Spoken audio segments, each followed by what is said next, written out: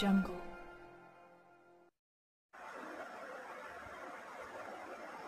सांगली जिल्ह्यात काँग्रेस पक्षाला गळती सुरूच. मिरज तालुका खजिनदार महेश पाटील यांचा शेकडो कार्यकर्त्यासह जनस्वराज्य शक्ती पक्षात प्रवेश. तरुणांना रोजगार, कोल्हापूर विमानतळ प्रश्न मार्गी लावणार समितदादा कदम.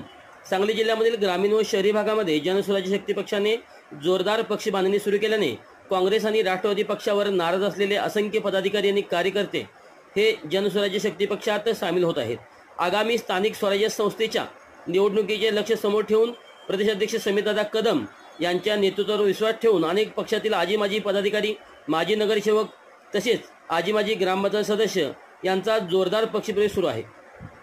आज कोल्हापूर येथील काँग्रेस पक्षाचे मिरज तालुका खजिनदार महेश पाटील यांनी शेकडो कार्यकर्त्यांच्या सह जनस्वराज्य शक्ती पक्षात जाहीर प्रवेश केला.